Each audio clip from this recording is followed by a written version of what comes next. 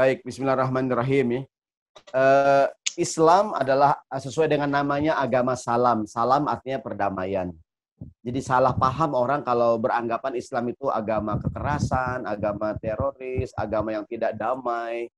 Terhadap orang yang berkeyakinan yang berbeda, pertama ayatnya jelas. Ada ayat di Quran, Bismillahirrahmanirrahim, la ikraha fiddin. Tidak ada paksaan dalam Islam. Orang bebas. Mau Islam boleh, tidak Islam juga tidak apa-apa. Jadi kita tidak boleh memaksa orang lain untuk masuk ke dalam agama Islam. Kalau dia sudah Islam, dia nggak sholat, baru boleh kita ingatkan kenapa kamu nggak sholat. Tapi kalau dia tidak Islam, orang bebas memilih agamanya masing-masing.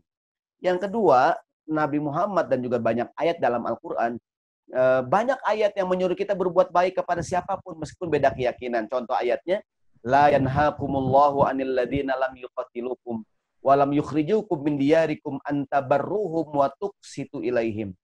Allah tidak melarang kamu terhadap orang-orang yang tidak memusuhi kamu, terhadap orang-orang yang tidak mengusir kamu dari negerimu, terhadap orang yang beda keyakinan, untuk ngapain? Allah tidak melarang untuk berbuat baik kepada mereka, Allah tidak melarang untuk bersikap adil kepada mereka.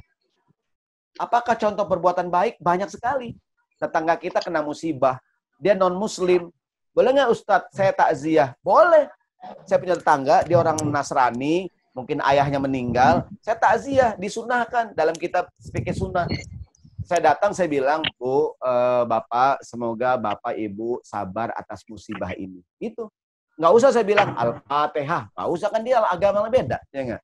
Tapi saya datang mengunjungi, menunjukkan saya turut berduka cita, berbelasungkawa, turut bersedih, boleh-boleh saja. Tetangga kita non-muslim, dia sakit, doain, mudah-mudahan dia sembuh. Boleh nggak? Boleh. Saudara kita non-muslim, apapun dia sedang kena musibah, boleh nggak dibantu? Boleh dibantu. Tapi kalau giliran ibadah, itu berlaku lakum dinukum waliyadin. Hari Ahad, orang Nasrani ke gereja, nggak boleh kita ganggu. Hari Jumat, orang Islam ke masjid, tidak boleh diganggu.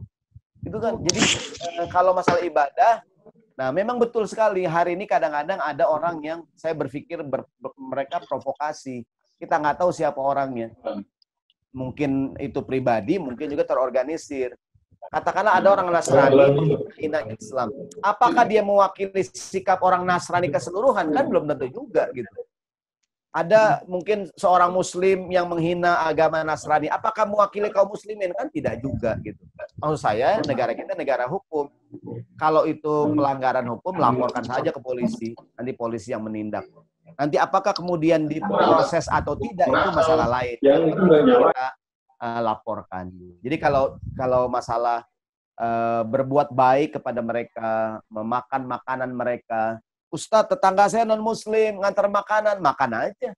Kecuali yang dianterin, mohon maaf, yang menurut kita makanan haram. Mohon maaf nih, orang Nasrani, mungkin orang beda agama lah, dia nganterin